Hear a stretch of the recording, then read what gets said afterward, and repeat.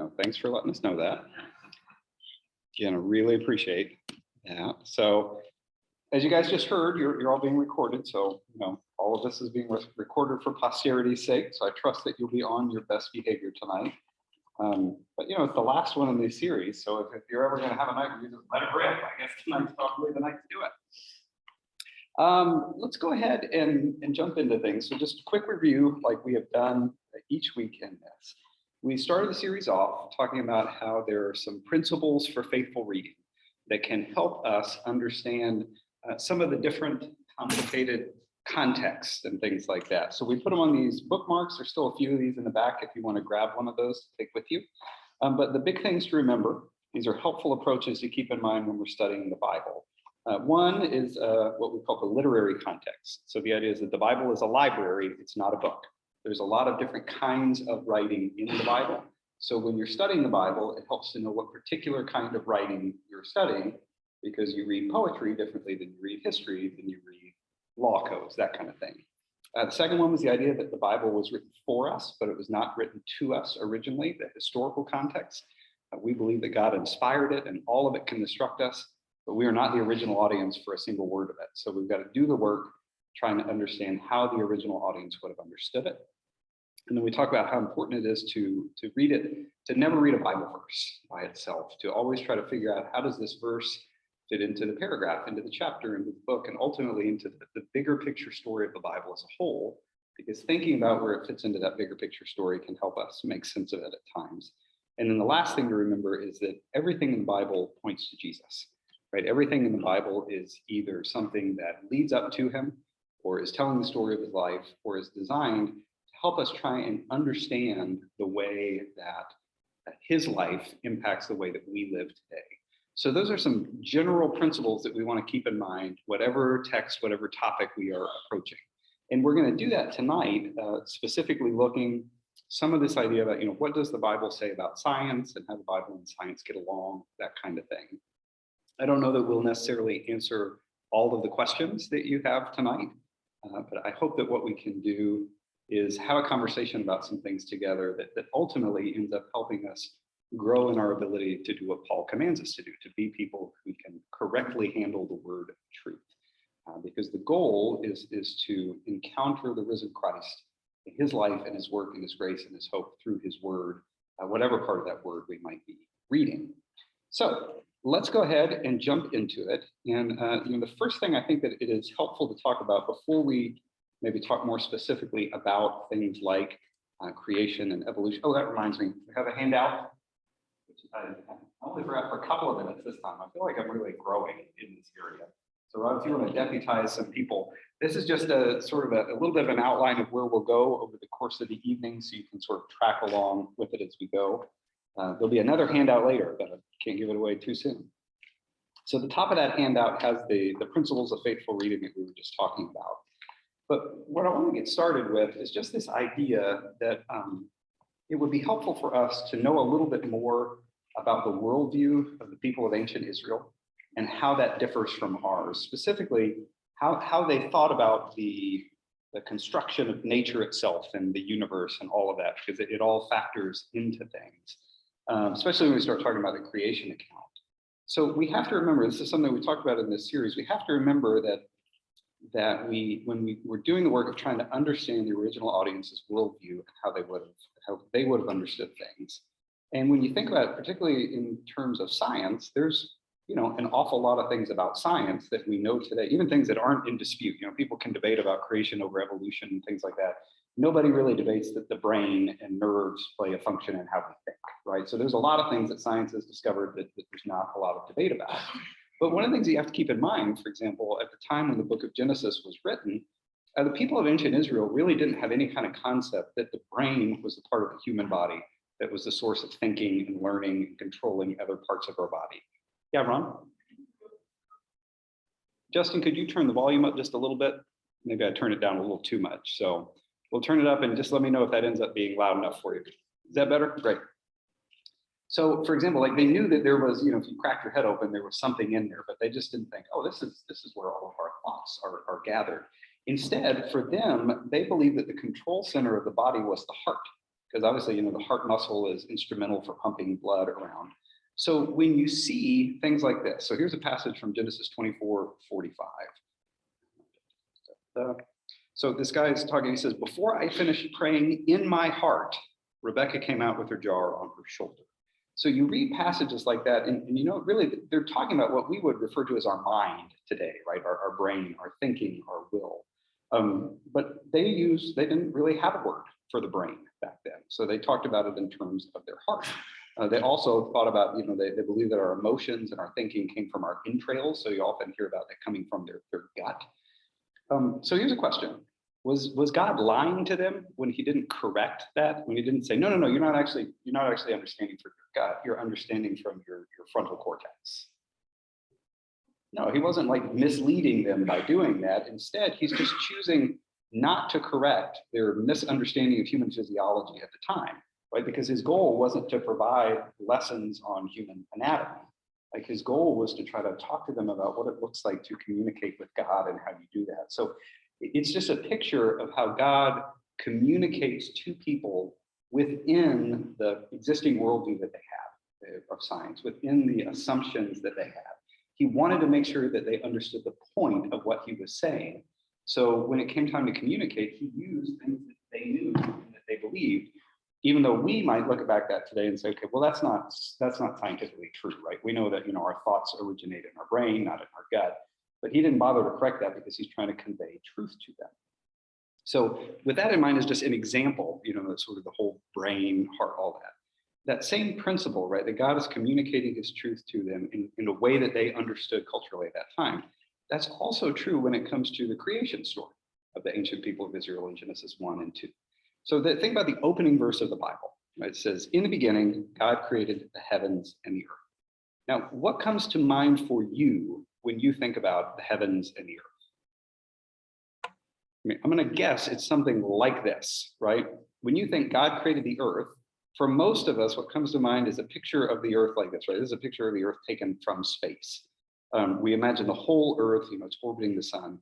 But you've got to remember, like, if you showed this picture to the ancient Israelites, they would have absolutely no idea of what you were talking about. Like, we didn't get pictures of the earth from space until 1946. So this view of the earth wasn't really in the human mind before that time. So 3,000 years ago, their understanding of what they heard when you heard God created the heavens and the earth would have been very different. It would have been specific to their culture and their worldview. So when we read Genesis 1:1, it says God created the heavens and the earth.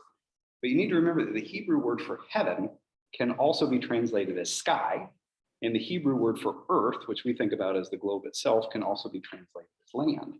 So for the people, I think the original audience, when they read Genesis 1:1, in the beginning God created heaven and earth, they're not picturing that. They would have thought about the sky above them that they could see and all of the land that they could see. Because again, God is trying to tell them that he created all the sky and all the land that they could see. And when you stop and you start to think about it, this conception about what is the earth, how is the earth created, how is it put together, like what is the structure of the world as they know it, they had a very different picture of their understanding of the universe and just sort of physically how the universe is built than we have. And it was actually very similar to the worldview of other ancient cultures at that time. And again, remember, God used the understanding people at that time to convey truth to them. So there are lots of, so obviously Genesis 1 and 2 contains the Christian account of the creation of the world. There are other ancient creation accounts, like you've maybe heard of the Epic of Gilgamesh, or you've read something like the Enuma-Elish, and these also describe stories, have stories about the creation of the heavens and the land by other gods, often multiple other gods. Most of the time, these other ancient narratives, they also have a story about the flood, right? Sort of common experience that shows up differently in their writing. But this is this picture, I think this is the right. Yeah, so this is a picture, this is an image of one of the Egyptian creation stories. So there's several of them, kind of the basic storylines are similar. So let me just kind of read a little bit about what this was. So before the creation happened, there was nothing but a dark, watery abyss of chaos. And out of these waters arose one of the Egyptian gods who separated the water from the land. So the offspring of this god were the god Geb, the earth, and the goddess Nut, or Nut, who was the sky. So in this picture, Geb is the one who's laying down, so he's the earth, and Nut is the one with her arms up. She's actually holding up the sky. And then over on the left side, you see the sun god Ra in a boat, right? And he's actually going to ride this boat above the sky in the same way that the sun traces its course through the sky every day. So the Egyptian belief was that there were waters that were being held up by the sky up above them. And there was a big boat floating on this water that the sun was in. And they viewed the earth as this flat land with a dome over it, and the dome is literally held up by a god. There's water over that sky dome, and there's a god above that dome water. So that's sort of the Egyptian conception of how is the universe put together? What is the world? And when you read some of those other ancient creation accounts, the Egyptians or the Mesopotamians, there are some similarities to the Genesis account. But that doesn't mean that Israel copied their stories. I think it shows that people had very different oral traditions. Because again, remember that the stories of these things were passed along orally as things that were told before they were ever written down. And those oral traditions had a couple of common events in them: the creation and the flood. Right? Those seem to show up in pretty much every culture's creation story. And eventually, over time, the stories are passed down. They're adapted by their own culture. There are additions made concerning the gods that are involved and how the original creation event happened. So what was God then doing when he's giving Moses his account of creation? Like he's retelling and correcting these stories to help his original audience understand who is actually behind everything. Because again, God is writing to the people of Israel right after they leave their captivity in Egypt. That's about the time that Exodus and Genesis were first written down. And it's a people who have spent 400 years sort of living and breathing in the Egyptian worldview, right? And thinking, well, this is the creation story, I guess. And God is trying to correct that for them and show them, no, that's not it. So it's interesting because and I think I put this on that handout. If you compare the biblical creation account to some of these other ancient creation accounts, there are some things that are in common, but there's also some really interesting differences. The other creation stories, if you're ever reading them, for the most part, they portray the gods as just these incredibly violent deities, and they're always fighting with each other. They don't care about people at all. People are just sort of pawns that are there to serve them in different ways. But the God that we meet in the Genesis story is very different. Right, so it's only in the Genesis account of creation that we read about the universe being created by a single God, right, instead of multiple gods, right? And that single God is entered into a covenantal relationship with people. He has a personal relationship with his creation. That's something that is unique in the Genesis creation story. Unlike the other narratives, the God in the Genesis creation story doesn't need like backup gods to help him get creation done. Like he can do it all by his own. In fact, he doesn't even have, his word creates it, right? Whereas in the other creation accounts, it's a team effort, right? Different ones have to do different parts of the creation. The God in the Genesis creation story creates human beings with dignity and beauty. Right? It says that we're created in his image. None of the other creation accounts, ancient creation accounts, have anything like that, where people are given that value where they're seen as being loved and cared for by God. And really importantly, the God in the Genesis story actually entrusts human beings with the task of caring for creation. Right? In the other ancient accounts, humans are created to be servants of the gods. Sometimes they're food for the gods. They're there just to sort of do and meet the whims of the gods. So I think what you see when you look at that is, again, God is speaking a language that they understand. Right? But he's correcting, there are these false ideas about where the world has come from. He's like, no, let me tell you the true story. And again, there's some key lessons that he's trying to highlight in that true story. And we talked about them a little bit on Sunday. The idea that he is the real God who created it. It's not these so-called Egyptian gods who get any credit for it. He created the world with order. He created human beings in it with purpose, and he created them for a purpose. So again, those are some of the things that you see when you compare these other ancient creation accounts to say, okay, what is unique? What is uniquely true about Genesis? And then what does that show us about God and who he is? So the other thing that then I want to highlight before we start talking about creation itself, and we'll take pause after this if you want, is to think about, okay, so then how then, when we picture the heavens and the earth, right? We picture this, the globe up in the sky. So when the ancient Israelites pictured the heavens and the earth and the universe, they had a very different picture of what creation looked like. And you actually find this just by looking at how they talk about creation in different texts in the Old Testament in particular. So here's the other handout. I'll put this up on the screen, but one minute. You can actually take this home with you if it's easier to look at it this way. But the ancient Hebrew people, much like the Egyptians and others, they viewed the physical universe as being a three-tiered world, right? So there are the heavens, then there's the earth, and then there's this area below the earth. So we'll kind of walk through it, and you see this idea all throughout the text of the Bible when you start looking for it. So in Exodus 20, verse 4, for example, God is giving his people the commandments. So the 10 commandments, one of them is that you shouldn't make any images of other gods, right? No graven images. It actually says you shall not make for yourself an image in the form of anything in heaven above, or on the earth beneath, or in the waters below, right? Heaven above, earth beneath, waters below. Even in the way that the wording of that command is put up, there's this sort of understanding. Okay, it's almost like there's three levels to the universe. So let's kind of walk through those and see how the ancient people of Israel understood the universe. So when they looked up at the sky, they saw the sky, right? So when they heard in the beginning, God created the heavens and the earth, they knew that they're referring to the sky above them. But they also knew, like, what else do we know from our experience? The sky is blue, right? Well, what else is blue? Good say. Water? Yeah, sorry, it's really not a trick question. Sorry, I forgot to tell you that the rule tonight is you can only ask easy questions of me, and I promise I will only ask easy questions of you too, right? It's a two-way street here, and obviously, so the sky is blue, water's blue, and what comes out of the sky sometimes? Water, right? So they had this idea. Okay, they knew that there were waters that were somewhere up above the sky that on occasion came down. And so they really pictured there must be this clear dome in the sky that held water back behind it.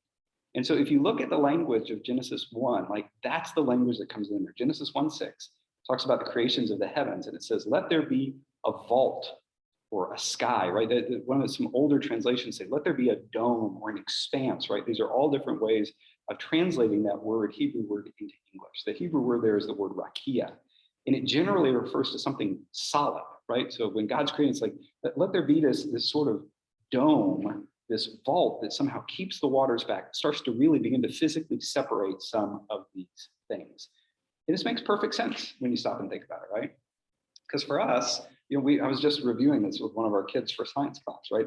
We're taught about the water cycle, right? There's rain and it comes down and then it's in the pond and it goes to the ocean and then it evaporates and there's water vapor in the sky that becomes rain. And there's this cycle of that, right? We understood that. But ancient people believed that there's this dome or vault that held back the waters, right? So Psalm 148, says this, praise him, you highest heavens, and you waters above the skies. Right? There's this ancient understanding that there's water up there that this dome holds back, and sometimes that dome opens up, right? And water comes down. So there's rain, and it comes in that. And they also believed that God lived above that dome and could even walk on that dome. And this place above the dome is kind of where they envisioned that heaven was. So just different verses from the Old Testament where you get little hints of this worldview. You see that's how they pictured things. So in Job, it says, can you join God in spreading out the skies, which are hard as a mirror of cast bronze, right? This idea that there's something solid up there. Another verse in Job says that he's talking about God. It says, thick clouds veil him, so he does not see us as he goes about in the vaulted heavens. Right? There's thick clouds, so you can't see him. He's walking around up on top of that dome, but we can't see him. Right? Other translations say thick clouds enwrap him as he walks on the dome of heaven. And again, this doesn't fit into our modern present day scientific way of speaking or thinking about the world. We know there's not an actual dome up above the sky because we've seen astronauts up there and they didn't see a dome. But this was the understanding that people had at that time. So this is the understanding that God used as he communicated truth to people at that time. He used what they knew and understood to make himself known. So that's tier one, right? You got the heavens above. And then the word that gets translated as earth in Genesis 1:1 can also be translated as land. So again, there's this land below. And again, if you think about it, like a lot of other people at that time, they probably would have thought of the earth as something like a flat disk or a big ion that's floating on the water. But holding that up, and I think you see this in that picture, was almost this idea that sort of that reaching down from it, there were these pillars, right? These foundations of the world that rose up like pillars and held the land in place. Again, this is not our present understanding of the world, right? There's a core to the earth, and there's a mantle, and there's a crust, and there's some other things that I haven't studied since 8th grade physical science, but it's something like that. Like, we don't believe that there's really these big foundational piers that go down to the core of the earth. But you see this understanding referenced in several places in the Bible. Right, 1 Samuel 2:8 says, "For the foundations of the earth are the Lord's. On them he has set the world." Job 9, he says, "He shakes the earth from its place and makes its pillars tremble," right? The pillars that are holding it up. Psalm 104, "He set the earth on its foundations. The earth, can never be moved." So you got this sky above this dome. You got the earth, this sort of disk of land floating on the water, sort of anchored there by these pillars. And then you have what's below the earth, which in Hebrew is often referred to as Sheol, which is a word that gets translated as the place of the dead or eventually hell, that kind of thing. But so this third tier was this area under the land, which was an area that held more water. And again, think about that from an ancient perspective. It makes sense. What do you find if you dig deep enough? Right? You hit the water table. Like, we live 300 meters from the Willamette River. Like, we dig down about 6 inches and we hit water. Right, so there's just this idea. You can see why ancient people assumed there was more water present underneath the ground, or why they thought, okay, maybe the earth is a landmass that's somehow floating above the water. And in the Old Testament, Sheol was also this place where that's where people would go when they died. Right, it's this idea that you're going to descend down to the grave, you're going to descend down into the waters. So again, just God's purpose in writing the book of Genesis was not to try to correct their worldview according to a 21st century scientific perspective, which is probably good, right? Because science always continues to learn. And like, maybe the really thing they're not going to figure out till the 25th century or something like that. So God just speaks to them where they are. But his point in having written Genesis was to communicate the truth about himself and what he had done in creating the world to this people who were coming out of Egypt, where they had worshiped a whole bunch of different gods. Thoughts or questions about that? For me, again, it sort of sets the stage for what we're going to talk about with creation. But I just found that when I first came across that in seminary, I found that to be very, very helpful, because all of a sudden, all sorts of passages in the Bible made a lot more sense. Like all this stuff about the dome in the sky and the foundations of the earth. And, I was like, oh, okay. Because to me, I just read it. I'm like, well, that's one of the many weird things in the Bible that I don't understand.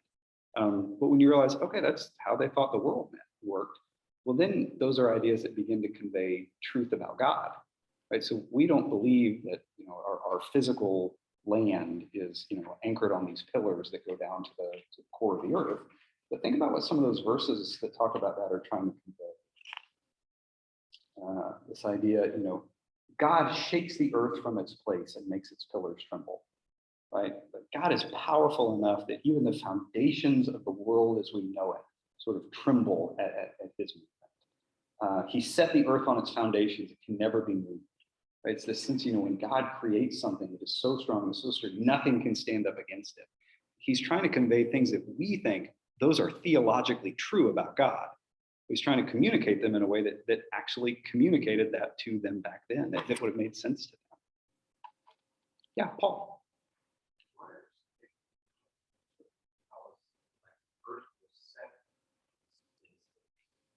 Where all the other cultures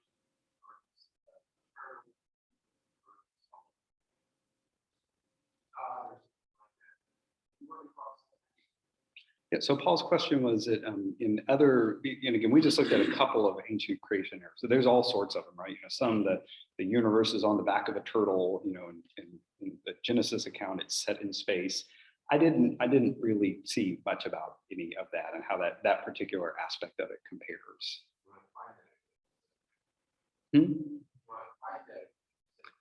Yes, please do. Yeah, if you've got other resources and stuff, please send them. So I think I saw Howard and then Rod and then Clint, but you guys are all in a row. So Howard, and I will try to repeat the questions and the comments for people that are online. Sorry, I forgot to do that, Paul.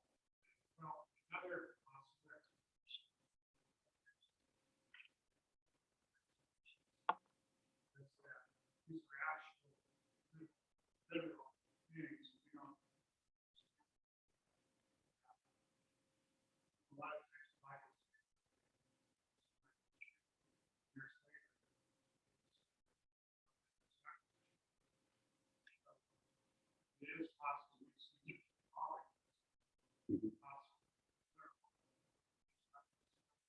Yeah, right. So Howard's point is it could be that these things are symbolic and they're speaking to the world at the time, or it could be that they are factually true in some way that we have not scientifically figured out yet. I mean, I think that's certainly within the realm of possibility. Rob. So the first graph you showed where the image in Egypt, what would have been taught to school kids. But would this be what the people who crossed the Red Sea, would many of them had this concept because they didn't yet have the writings that Moses did? And then maybe at the end of the 40 years wandering around in the wilderness, do they have more of this kind of a view? Mhm. Is that what you're thinking? Yeah, so Rod's question is, are the people of Israel who came out of Egypt, who walked through the Red Sea, would they have had this Egyptian creation story worldview in mind because they didn't have access to the written text of the Bible yet? I don't know. I mean, I think that there must have been within the people of Israel at that time, like early oral stories of God's account of creation, or maybe there were written, the Pentateuch is made up, it's like a quilt. There are older documents that are woven in together. So maybe there was an ancient creation account written down. I don't know. But it seems like it was a priority for God to say, if nothing else, as we get this generation out of Egypt and are moving towards the promised land, let's do a hard reset on their understanding of the creation story. So we'll do Clint and then we can go to. Well, my question was, how long did this?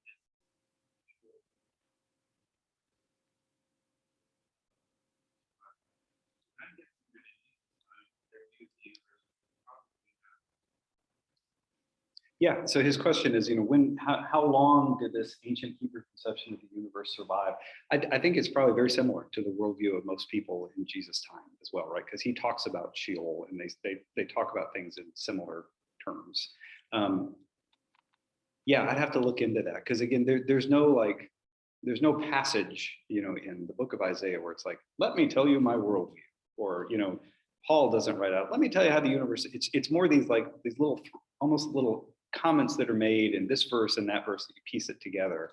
But it's really kind of only in Genesis 1 and 2 that you get something that's really focused on the creation of the universe. So you're having to pull stuff from kind of different areas first. So yeah. Oh no, two-part question.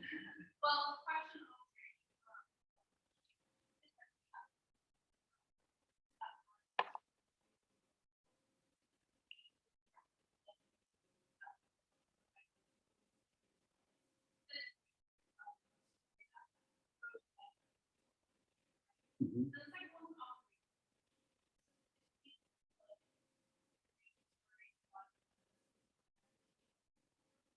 Mhm.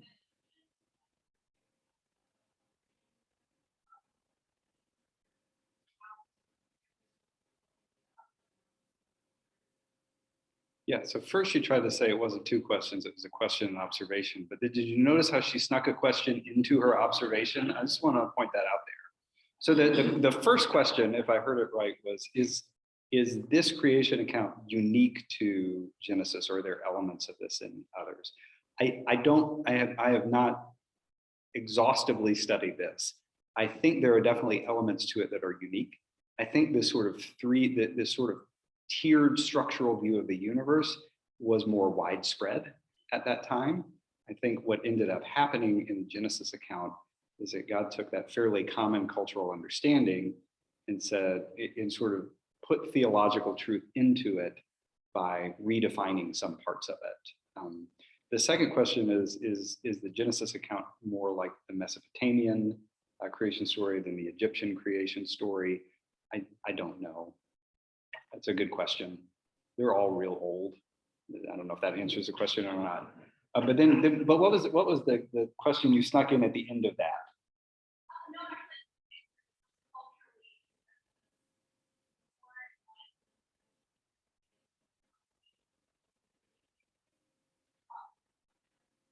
It's a good question. So the question is this particular creation account more in conversation with Mesopotamian than Egyptian ones? I don't know. I think it'd be an interesting thing to know more about, especially because it seems to have been written down coming out of Egypt at least in part, as sort of as a direct response to some of the Egyptian understandings and influence of things.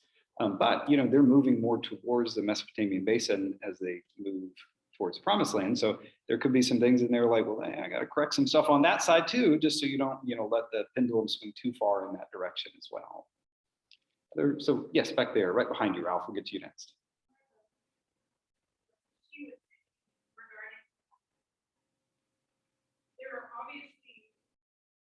There was an extended period oral tradition from Abraham where actual slavery did occur. That's really interesting that Pentateuch was written by probably the only Israelite that after by Pharaoh's daughter. But then Aaron, his brother, Hebrew context. Right? So Moses had a lot of that knowledge, also spent a lot of time with just his wife and his wife's thing, getting more of that. This was Mesopotamian that Israelite people were forever kind of people. And so I think Moses obviously was a fallible human character using his own context, trying to also teach prophecy. But I think that he was being very careful to be the Israelites running the context of things while he himself had been taught Egypt. So I think the fact that it's one line with connected to heritage, kind of like the fact that because he was connected by his brother and how they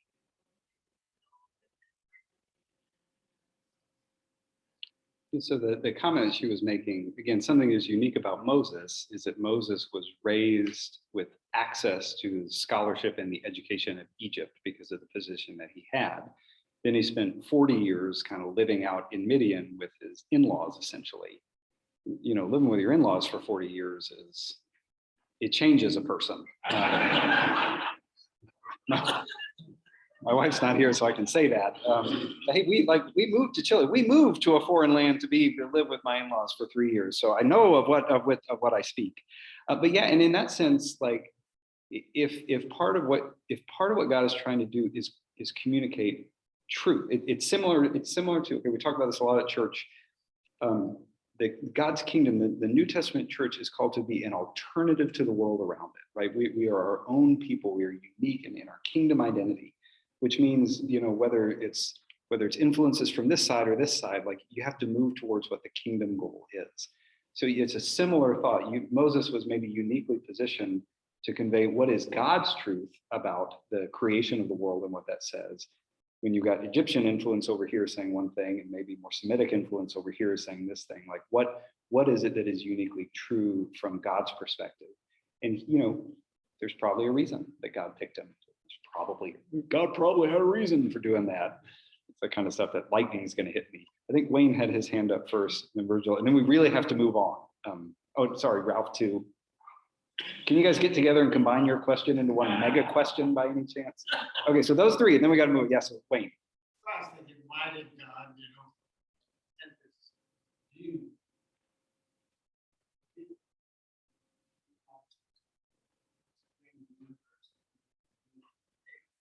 But I was thinking,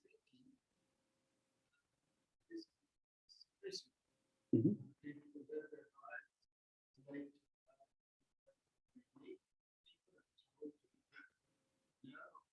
The earth goes around the sun is on the earth.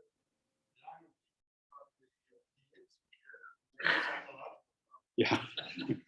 Yeah, Wayne's comment was, maybe while God didn't correct the ancient worldview with what, he could have given you minute detail. Let me tell you about what the heliocentric universe is really like. But what he does give people is sufficient to know him and respond to him, right? God meets them in their culture, speaks in ways they can understand, which is enough for them to know him, which is really kind of God's MO all along, right? That's what the incarnation was, right? God became flesh and dwelt among us so we had a chance to get to know him. Yeah, Virgil. 5 times in the book of Genesis,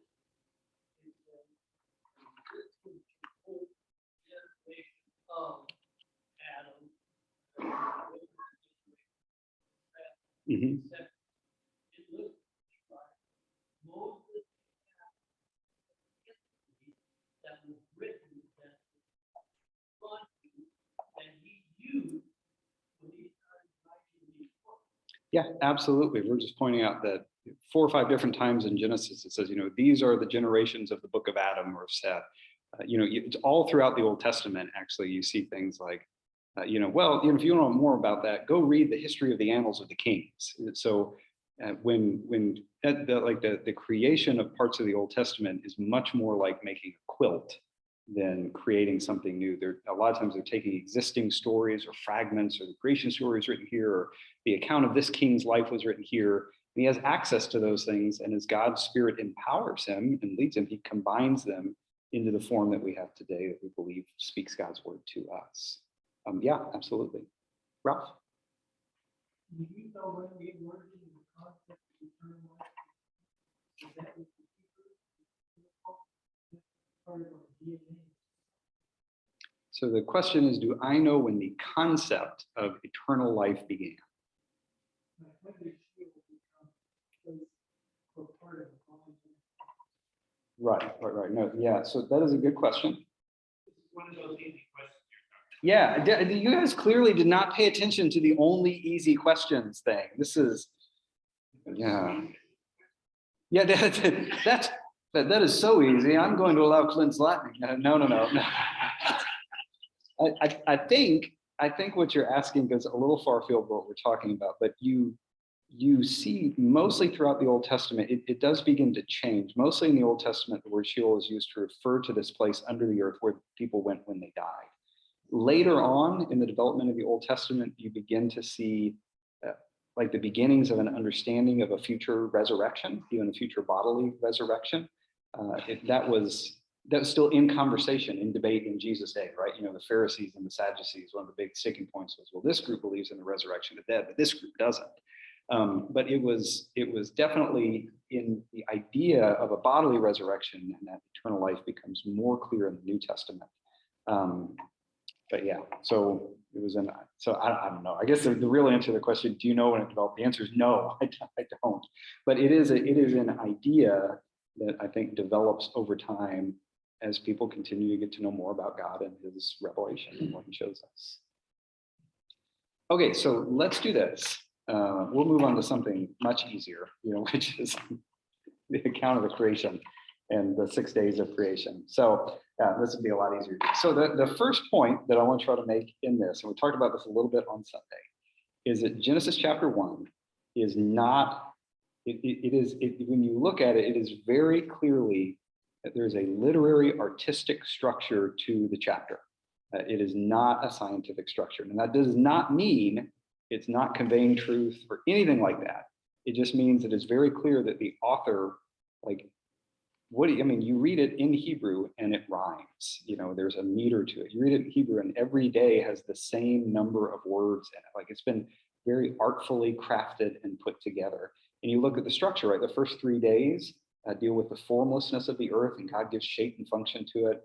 Days 4 and 6, he fills the things that he created on these corresponding days. It's a way to artistically communicate that God is bringing order to the chaos, right? That there's this symmetry to the creation narrative that communicates that what he has done.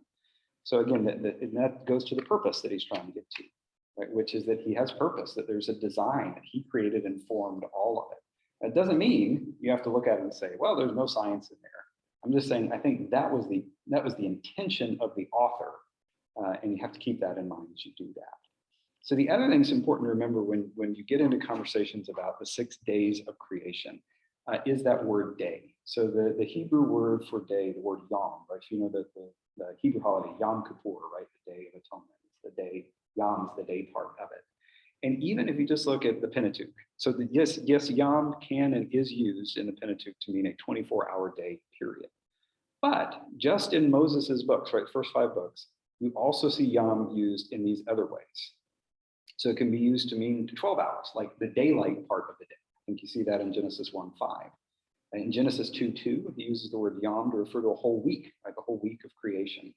Genesis 4:3, it describes a growing season for crops, which is probably several months long. In Genesis 44:32, it describes an eternity. It describes a person's physical lifetime. In Genesis 43 and a couple of passages in Deuteronomy. And in Deuteronomy 10, it refers to a time period of about 40 days.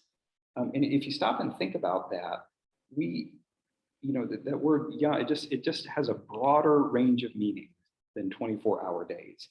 And we see something similar in English, right? I mean, we talk about day and we can mean 24 hours. We can talk about like, well, today, during the day, I'm going to do this. And I mean, like during the daylight hours.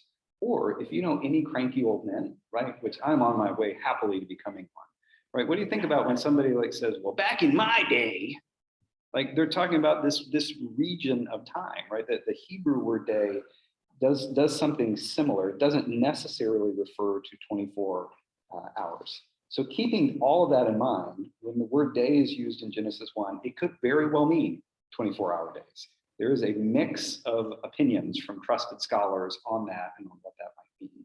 So what I'm going to try to do is just lay out and kind of walk you through what I think and what I think most scholars would agree are potentially biblical faithful readings of the accounts of Genesis and how to view those different 6 days. I think each of them has strengths and weaknesses that you have to evaluate in different ways. Each of them has kind of, well, pros and cons and, well, but what about this? But each one of these views starts out from the point of view of saying that the Bible is 100% accurate, it's 100% inspired, it is authoritative, it is true in our lives. Right, so the first interpretive option is what's probably best known as like a young earth interpretation. This is a view that I think gets the most attention in Bible science debates because it interprets those days as 24-hour periods. And it also tends to read the genealogies of the book of Genesis as being, accurate accountings of time that you can use to sort of date from the present day back to the creation of the world itself. So most people, when they do that, they look at the genealogies and kind of do the math and they think, okay, the earth was created somewhere between 6,000 and 10,000 years ago. And again, like if you believe that God is a God of miracles, right? God can do anything. He could have done this in 6 days if he wanted to. So that the concern is not trying to say if God could do it, but trying to understand, okay, what is God trying to say in the scriptures? What is he trying to communicate? I do think one of the cons, one of the weaknesses of this approach is that it might be asking questions of the text that the text was not written to answer. Is the text really trying to say this happened in 6 24-hour days? Is the text really trying to say that the earth is only as old as the addition of these genealogies? Because again, and you see how they do the genealogies, right? You think, okay, well, if humans were created on day 6, that kind of starts the biological clock. And then you just look at the different genealogies that you have in Genesis or like first chapter of Matthew, for example, and you add up the generations and you do the math, and that's where you get this range of ages. And there's like, that could certainly be the case, right? That is a biblically faithful reading of the text to do that. I think it does have some challenges with it. Again, ancient genealogies, they're a particular kind of writing as well, that literary context, right? What kind of writing is this? And genealogies were not usually written in the Bible they were used for things more than a strict accounting of years. Maybe that's a better way to say it. Oftentimes they were primarily written for the purpose of establishing the credibility or the identity of somebody's tribal roots. And again, the Hebrew word son, the ben that shows up in those genealogies, it can mean son, or it can mean grandson, or it can mean somebody even farther down the lines. Same thing for the word father. It can mean father or grandfather, somebody farther up the line. And again, you see this. Hold on one second, Ron. Like in the genealogy in Matthew's gospel, right? The first chapter. Can you speak louder? Okay, sorry, Justin. Maybe you can turn it up a little bit more. I'll try to stop mumbling too. So if you look at the genealogies in Matthew, for example, that's trying to say, here are the generations from Adam to Jesus. And then you look at the same genealogies of humanity that take up like the first 10 or 11 chapters of the book of First Chronicles, which by the way, if you're ever doing a Bible reading plan, those are super easy days because you're just like, yeah, okay, a bunch of names I can't say, begat so-and-so. But if you compare them, the genealogies are not the same. Like they don't match up because Matthew is trying to make a different theological point with this list. Matthew really wanted to group these into 3 groups of 14 because in the numerical counts in the Hebrew language, numbers had letters associated with them. And it's crazy as it sounds to us, if you have 3 groups of 14, that matches the numerical value of the name David in Hebrew.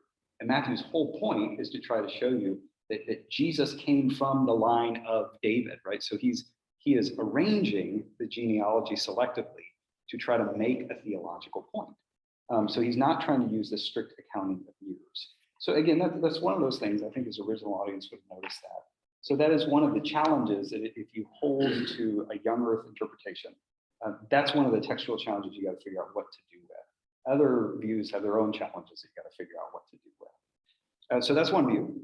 Another one, and I don't know that there are a lot of Christians that hold this view, but you do read about it sometimes, which is sometimes they call it the appearance of age interpretation. So they say, okay, the world was created in 6 literal 24-hour days, but God created the world so that it looked billions of years old. Right? So it's a way of kind of reconciling some of what you see in science with what you see and kind of in Genesis. And if you think about the logic of this, think about Adam.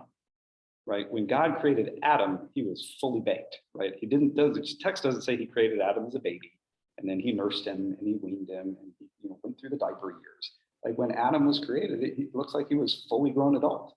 So it kind of begs the question, well, if God could create Adam fully grown, couldn't he create a world that's sort of fully grown with the appearance of age as well?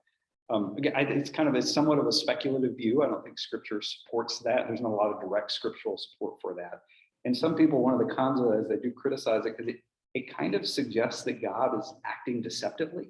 You're like, I'm going to make this world, but I'm going to put fossils in it that look like they're 3 billion years old just to mess with people. Like, yeah, let's see what they do about this one, right? But again, it is a view that's out there, and I think it is one that still holds to what was Genesis? What was God trying to communicate in Genesis? God's the creator. He created it with order. We're created with purpose.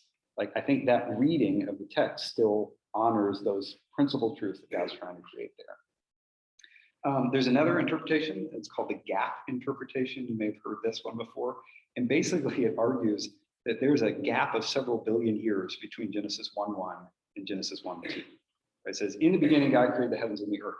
And then you get to Genesis 1:2, and it's like, on the first day is this. Well, maybe a whole bunch of time went by between that first day, Genesis 1:1 and 1:2. And again, this idea is that after that long billions of gap, God sort of restarts creation in a way. And this, that gap of billions of years accounts for what we find fossils of dinosaurs and examine ice cores and think about ice ages and that kind of thing. Again, I don't know a lot of Christians that hold to this view, but it's an interesting option to think about, I think. Another view that's, I think, a little bit more widespread is what you could call the day-age interpretation, which basically holds that when God says, day 1, he created this, he wasn't talking about 24 hours, literally, but each one was sort of like almost like a geological age, or like this really long period of time. And that view, right, it still holds the account that there's sort of an order to creation. There's a sequence to creation. You have to think that's the word I was looking for. There's a sequential order to creation, with each day is this long period in the process. So, objects that are being discovered today, like fossils or scientific theories around the age of the earth, they wouldn't conflict with the Bible then, because they're understanding the word day differently. And again, maybe the Bible is just telling us the order of creation and not necessarily the length of time of any one of those days, because that just wasn't the author's intention. Okay, this is another one that it was new to me. I was not aware of this. I don't know if that's because it's new or just because I wasn't aware of it. And so there's something called the God's temple interpretation. So it understands that God's temple is the heavens and the earth.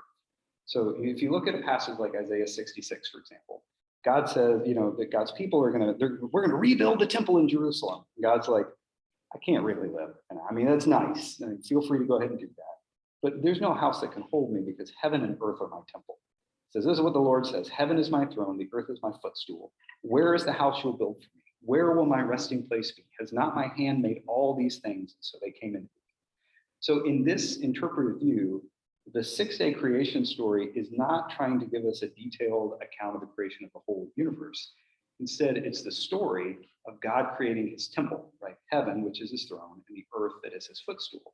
So Genesis 1 and 2 describe the process of preparing the temple and putting things in order so that God can come and take up residence in the temple.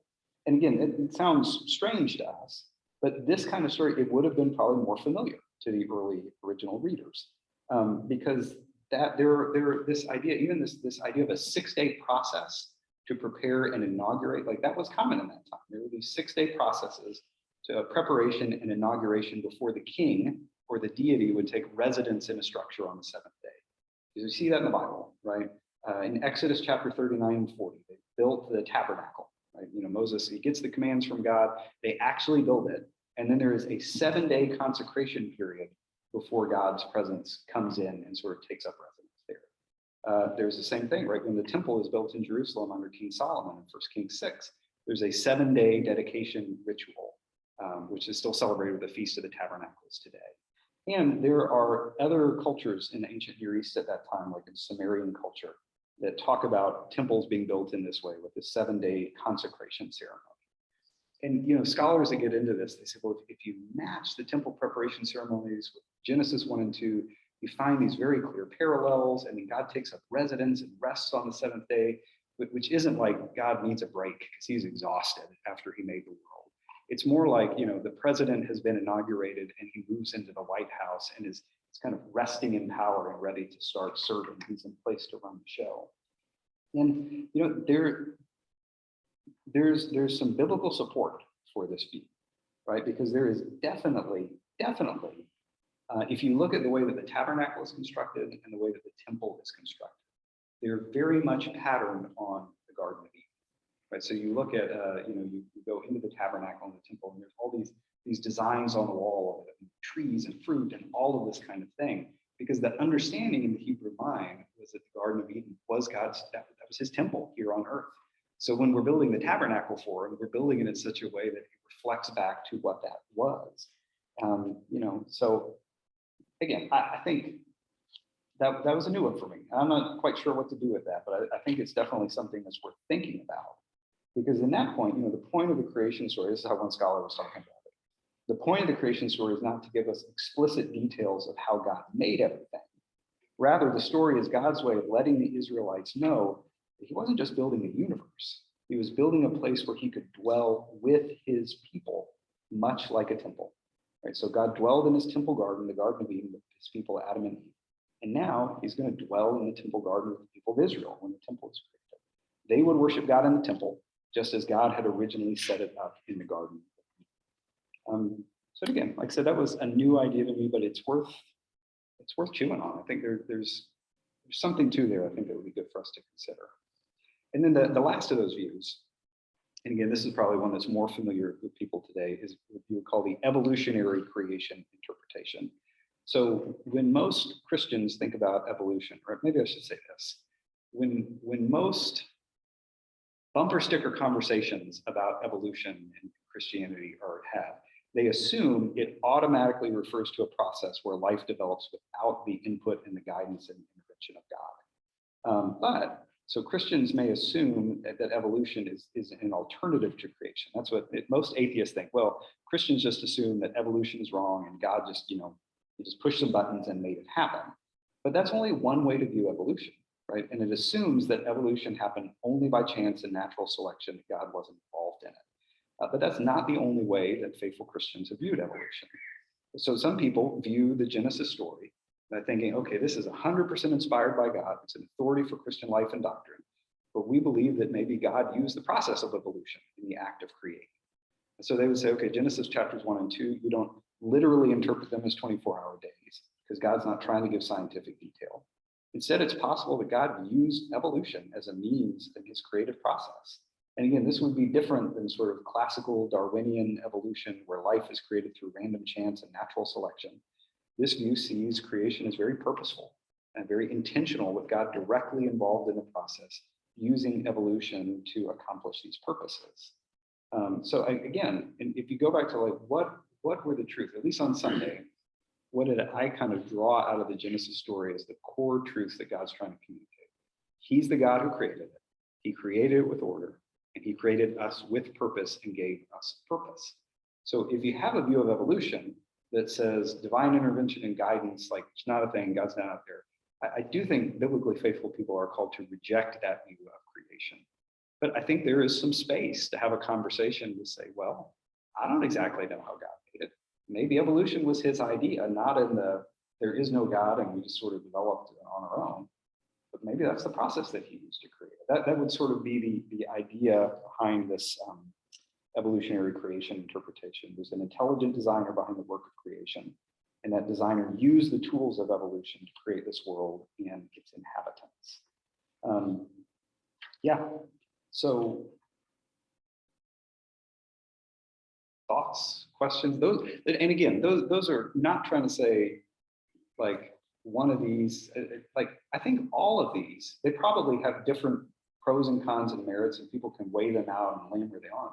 But I do think all of them really do start with the assumption that scripture is authoritative, that it's communicating God's truth, that God created the world, that he created it with order, and that he created us with purpose in it. They really differ on principles of interpretation and mechanics of it.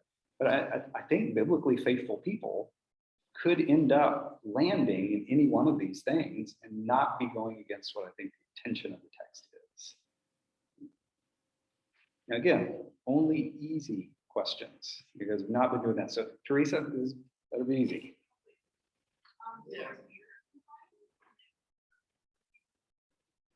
The word year in the Bible, can it be interpreted?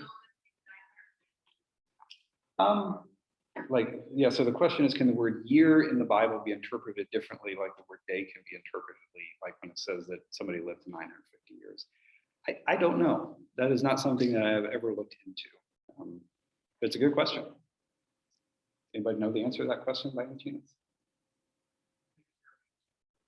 Yeah, Howard thinks year means year.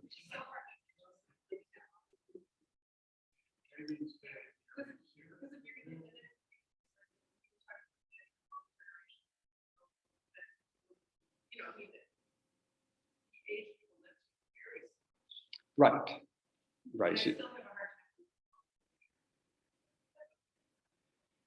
Yeah. So anyway, just questions. How do you interpret that? It's probably a little beyond the scope of what we're talking about today. But even just the fact that those ages and how old they are in the Bible. That's why when people do the kind of the young earth aging, they tend to land in a range between 6,000 and 10,000 years. Because it's like, well, if he lived 900 years, sometimes it says how old he was when he had kids, and sometimes it doesn't. So you're kind of filling in some of those blanks. Rod. So in the New Testament, it says, my grace is sufficient. And we use that statement usually in times of deep trouble and sorrow. But I guess I've always assumed that God revealed to us the things that he wanted to impress upon us. And he specifically chose not to reveal everything that he knows. Mm-hmm. In other words, my grace is sufficient, my revelation to you is sufficient. So I guess my question is, what difference does it make? So How will my view of the day of creation, how should that change how I live now or how I look forward to the coming of Christ for the rest of my life? I'm not quite sure how important this is. So Rod's question essentially is, why have you wasted my time? He's saying, scriptures, my grace is sufficient for you. The Bible doesn't tell us everything we want to know, but everything we need to know so that we can know God and respond to him. So to a real extent, what difference does it make in our day-to-day lives and how we follow Jesus, wherever we land on the spectrum about believing that? It's a fair question. How would you guys answer that? Yeah.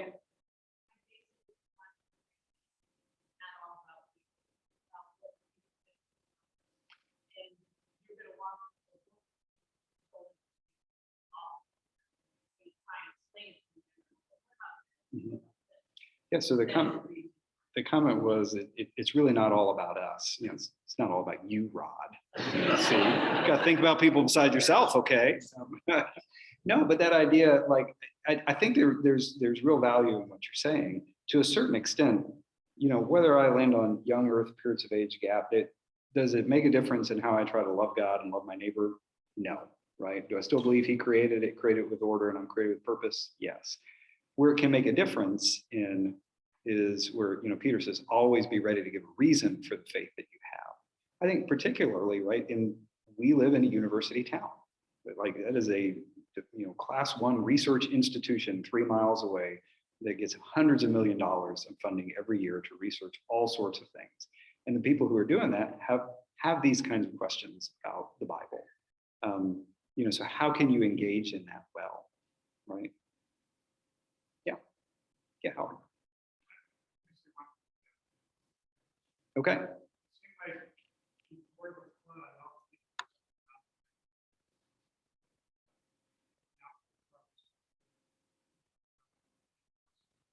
Mhm.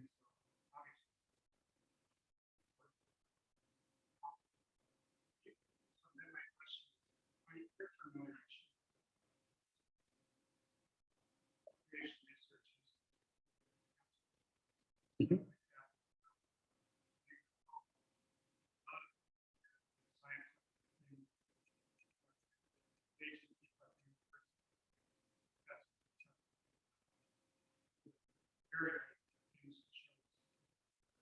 Mhm.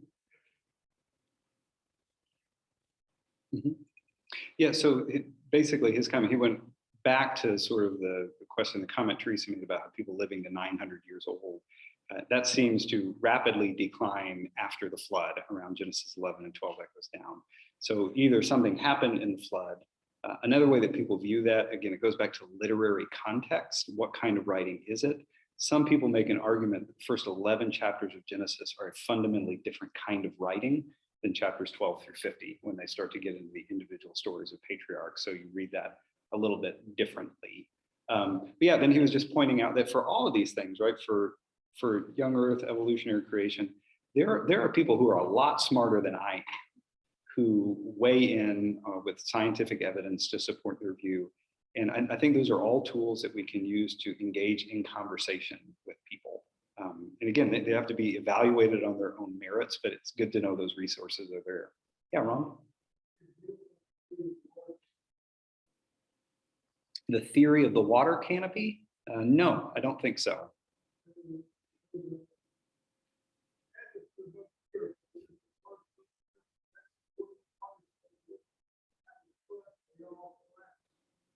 Oh, yes, you're right. Okay, there's a theory. There's a theory that before the flood, there were sort of more waters. Okay, and they lived longer because they weren't getting all the UV radiation. Yeah, it could be. I don't know. It's kind of, so I gotta tell you, when I was interviewing for the job here, I was in conversation with other churches as well.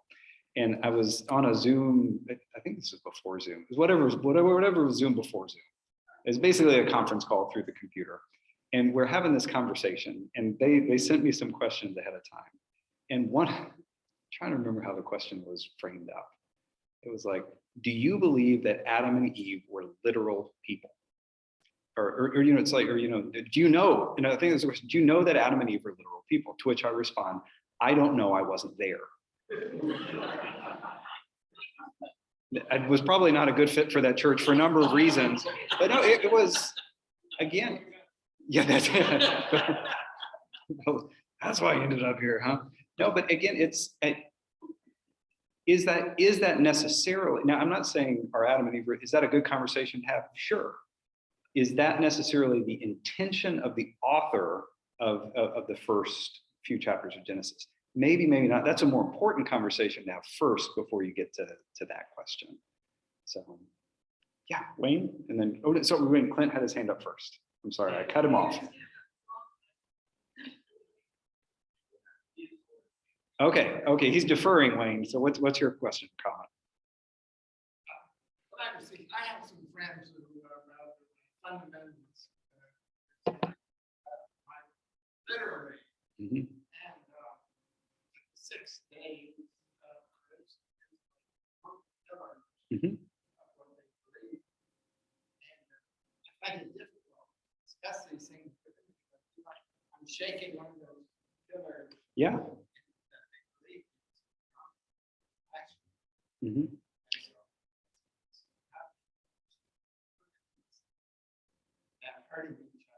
Yeah, so Wayne's just saying that he has Christian friends that he knows who hold to a literal 6-day account of creation. And it is such a fundamental pillar of their faith and understanding that even having a conversation about this would be kind of worldview threatening to them. So how do you do that? That is a good question. Again, I think that's why I think something like this series is important. Because as followers of Jesus, right, we want to absolutely take a stand on things that the Bible is 100% black and white on. Like there's no wiggle room. This is exactly what it's saying, even if that means we are in opposition to the culture around us. Like, it's kind of the Martin Luther, here I stand, I can do no other. Like, but I don't necessarily want to take 100% hard and fast stand on anything that the Bible is not 100% clear on. And again, when I use the principles of faithful reading as I understand them, and I go back to the first couple of chapters of Genesis, what I think is non-negotiable is that God made it, right? God created it with order, and he put us in it with purpose. I think you can have very strong opinions about everything else, but I don't think you can get to a point where you say, I know exactly what the Bible is teaching in this matter, and if you disagree with me on that, you are a heretic. I think, unfortunately, for some people like you, they have chosen for whatever reason to major in the minors or major in the not quite as majors, right? Because maybe that is a big thing. But when you do that, like you can't have a conversation about things like that without their faith unraveling, because there are things that are not necessarily central to the faith that they have made central to the faith. Yeah, Clint, what were you going to say?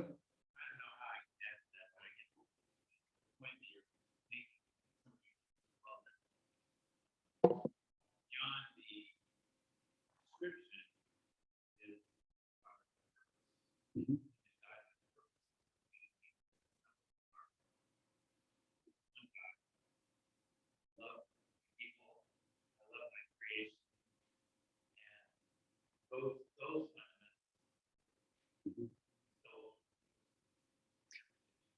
Yeah, those things that are really fundamental hold true. And again, this is one of those things too, where there are matters in the Christian faith and practice that people can honestly study the Bible and come to different conclusions about. You take communion every week, you take it once a quarter. Churches view that differently based on how they read the Bible. Our particular church, we do that every week. That's how we understand the text, and it's meaningful to us in our worship tradition. But if the church that I came from in Oklahoma did it once a month, it's not like you guys are out of the club, right? You don't get it. I completely forgot where I was going with that. It was going to be life changing too. I'm sure that was going to be the thing that tied it all together. I don't know. Maybe it'll come back to me or not. What was I thinking about?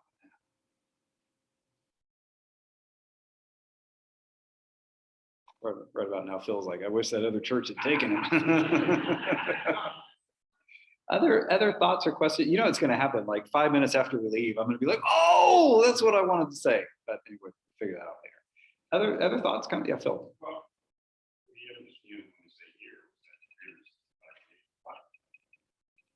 Yeah, I mean, but it would seem, since it was one author about those patriarchs that you're talking about, somebody lived in this long many years, somebody lived in this must have researched work, different person, probably same, whatever that time frame was.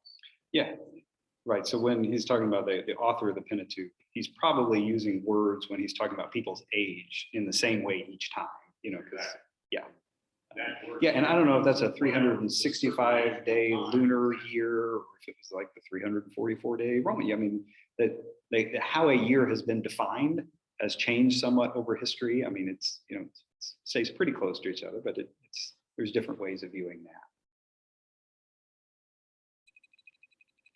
I think that's what I was going at in that last comment. Like this is important, not because it changes how we understand God necessarily, But I think a lot of this is important because it really does impact how we can engage in mission in the world around topics like this.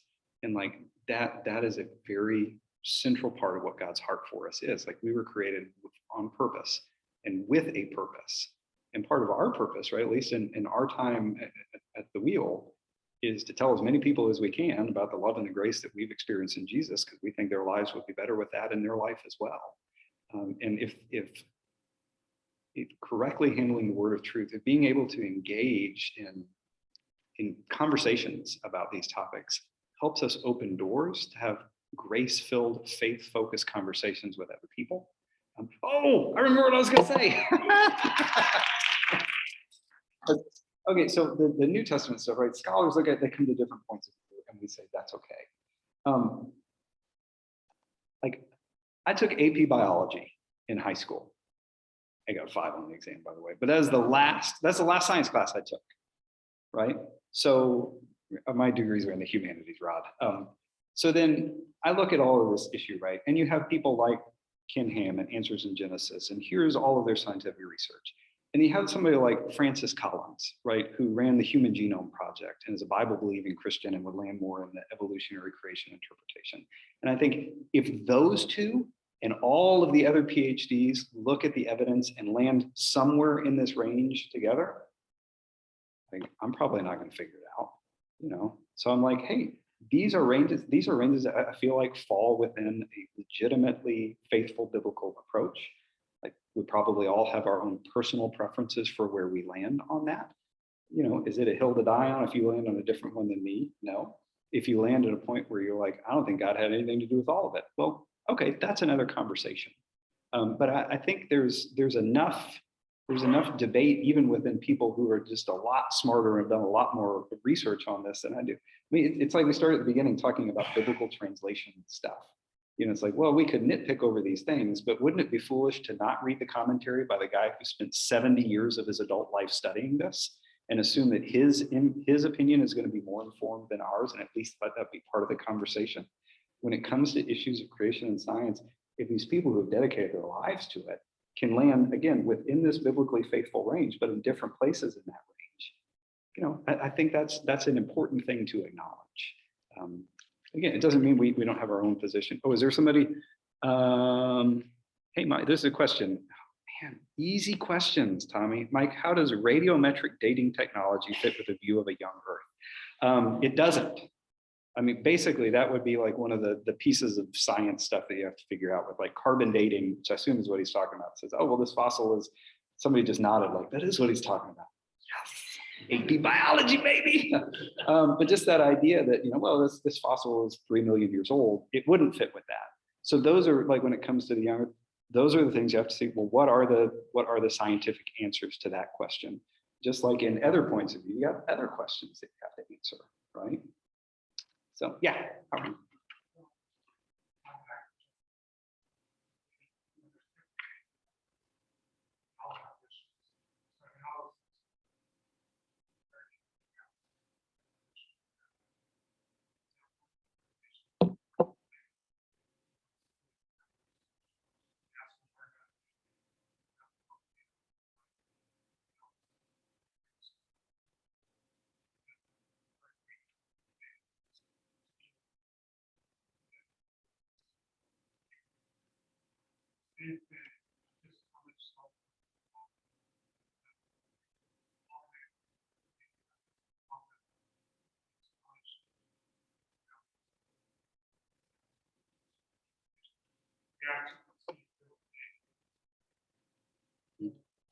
Yeah, so Howard's point is just with all of those dating methods, again, there's evidence that says, well, there's discrepancies in how those are used. Again, there's scientific evidence marshaled on all sides of things.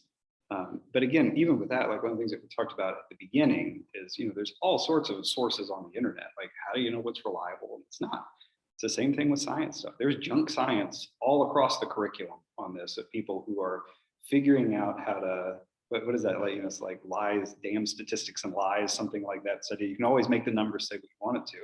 And I think that scientists with an agenda, wherever they are on the spectrum, may be guilty of doing that. which is why peer-reviewed science tries to catch that in the others, right? So you have to critically evaluate the sources that you're looking at, whatever they might be, because you'll find things to talk about all of it. So yeah, Luke.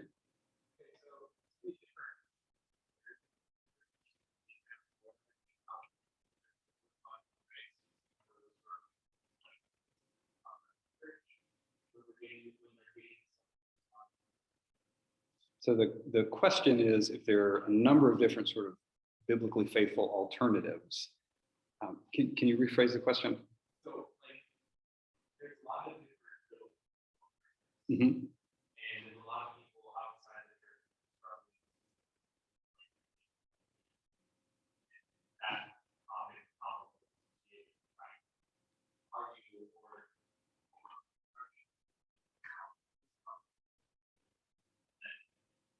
getting different responses. How are we supposed to be compared on certain Oh, okay. Yeah, thank you. Good question. So the question, if there's a number of different possible biblically faithful responses in the church, how do we engage with people outside the church if the church can't even get on the same page about what the right answer is? Well, I think, I mean, the only way that I would approach that would be to go back almost to first principles. Like, hey, within the church, there's a range of things of how these understood. Let me tell you what these views have in common. This is when you look at the creation account.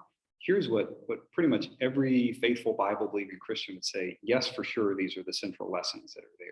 We believe that, opposed to the universe sort of coming about and randomly, that there was an all-powerful God who was behind it, who created it with order, and created us with purpose and put us in it.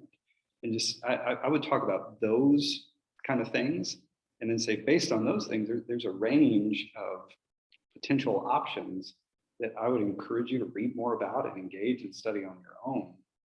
But I would try and, it probably would depend on the person and what their particular question is. But I think it would probably be good to just go back to, okay, what's the heart of all of these different views that we believe to be true as we have understood truth in Scripture, and then just say, beyond that, like, kind of go where your intellectual curiosity takes you, as far as, well, what about this question? Okay, well, how can you answer that question through the lens of what we believe to be true? Well, here's an option that might answer that, or have you considered thinking about it this way? Yeah.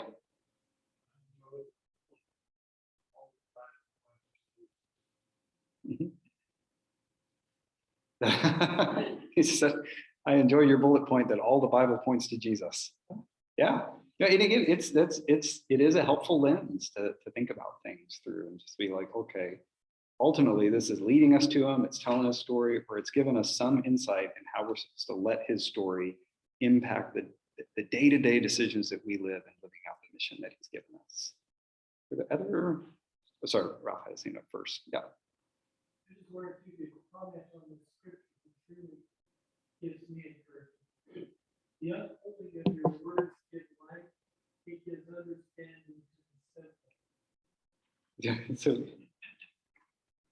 So he wanted me to comment on a verse that gives him, it says, the unfolding of your words gives light, it gives wisdom to the simple. Understanding. Yeah, understanding to the simple. Yeah, I mean, we're the simple. Well, maybe we're not simple enough. No, it could be. It's fun. We were talking with our kids this morning about, we were reading this little devotional about, having a quiet time with Jesus. And one of the kids was like, so if you have like a long, does it mean like the longer your time with Jesus is, like the better your relationship is? It's like a guarantee that that's going to get better. And I went back to Psalm 1, so Psalm 1 talks about how the person who meditates on God's word is like a tree whose roots are going down deep into the soil so that it's able to give fruit in any season, right? I'm like, I don't think, like, if you have 15 minutes a day, it's like a guarantee you can check stuff off the list with God. But the general principle is, God's word is there for us to meditate on. The longer that we spend consistently engaging with his word and engaging with him through the word that shows it to him, the deeper our roots go, the better off we're going to be. Eventually, like in all of our simplicity, we're given the wisdom of God as he gives it to us. And we have what we need to bear fruit in any season, right? Whether it's sunny outside or windy or stormy or whatever that might be. But yeah, and honestly, those two comments together, these are fascinating conversations to have. And they're really important, I think, when it comes to engaging with people outside the church on these issues. Ultimately, what it comes back to, it's not like I'm even better at Bible trivia than I used to be, right? It's about, are you encountering the risen Christ through the text? Because that's what it's there for. It's to help us get to know him and respond to him, and to be one of the many vehicles that God's Spirit uses to continue to transform us into his likeness and his image, so that we become the kind of people who live the way that Jesus would naturally live. And that's why, like, again, the Hebrew understanding of the Old Testament, like if you look at the introduction to the book of Proverbs, it uses, I can't remember the word off the top of my head, but it's almost like this word, like these are riddles. You know, these are things that reward chewing on and thinking about and coming back to, you know, in another month and reflecting on this yet again. Like you're never going to get to the bottom of it, right? The deeper study always leads us more into an experience of God's grace and his love that can transform us and can transform how we live. A few more minutes left. Anything else? Yeah, choice.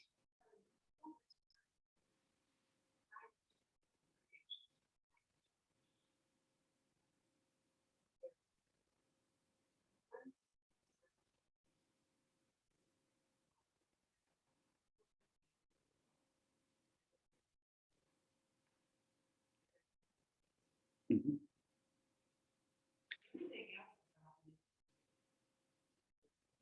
Is uninteresting? Oh, odd and interesting. So what's central Mhm. is that Jesus Christ. Yeah. And the rest of Mhm. us. Mhm. I'm not.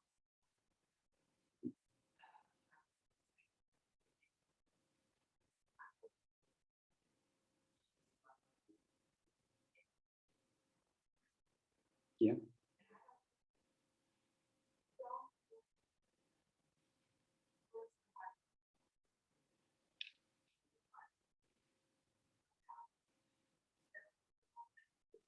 Mhm. Right.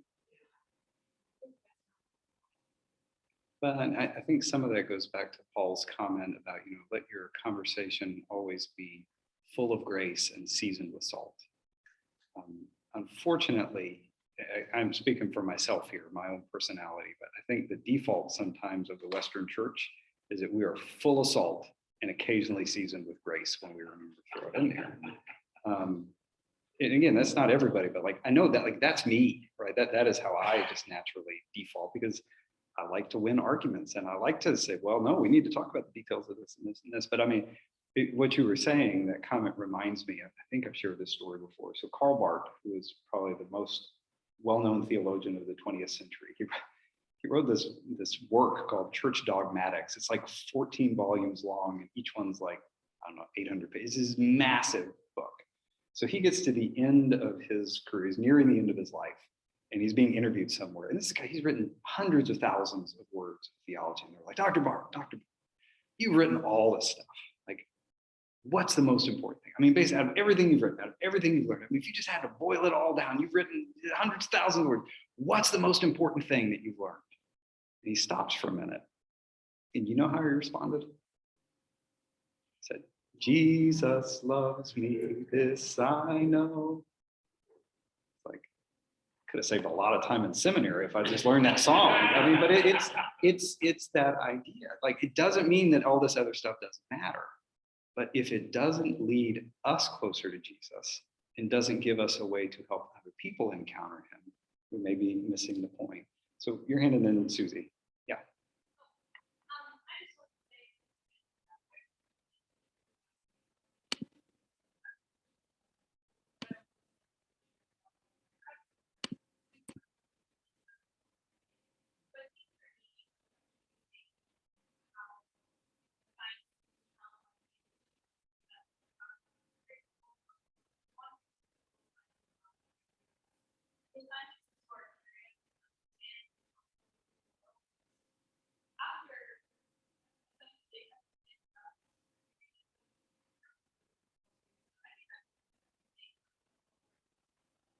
Yeah. Well, and you're getting ready to leave Corvallis, right, to go start your PhD in evolutionary biology. And I hope, and again, I like the way you put it, that scientists who are looking to explore and understand our beautiful world, like they are seeking the truth of God, whether they know it or not.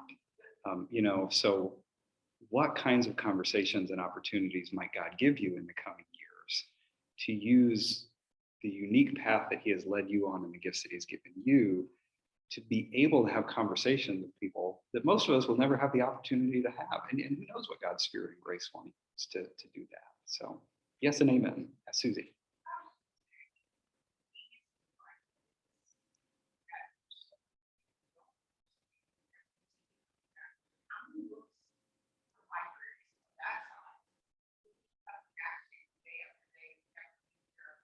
Mhm. There is nothing like it. It's black and white. Didn't understood it. But then we like go back to it.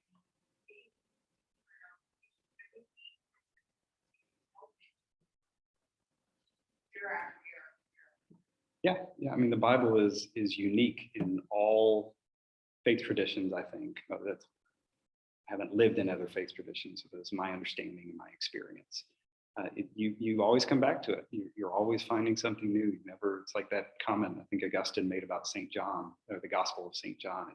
It's shallow enough for a child to wade in and deep enough for an elephant to drown in. Right? You're never gonna get to the end of it. Like God's word is living and active, and there's always more that it wants us to see, and always more that it wants us to do. And I think the fact that there are always puzzles and things that we don't understand, it can be something that motivates us to keep going back.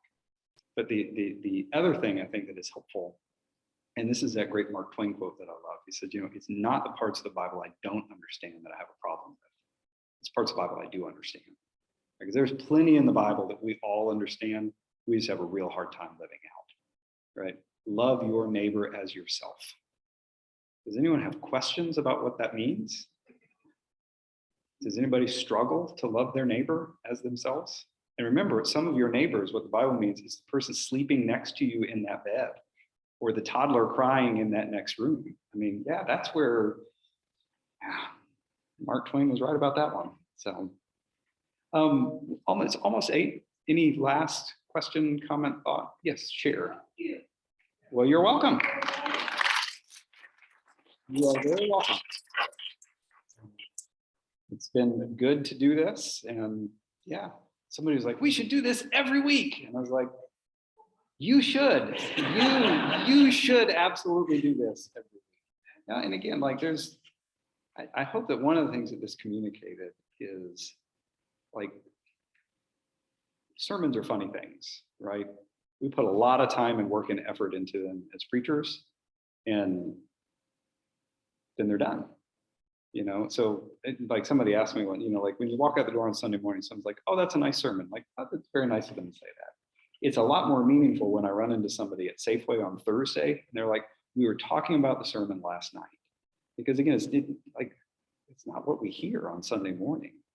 It's how God invites us to continue to apply it to our lives. And that's why the value in doing these deep dives is that it's one more opportunity for conversation, to understand more and to talk about how to apply it to our lives more. And if nothing else, I hope this encourages people to do that every Sunday with what they do, or every day with what they read in Scripture together. Like we're always working it and trying to figure out what this looks like in our lives. So yeah, we will leave it at that and call it a day. And thank you guys for coming. I appreciate you being here.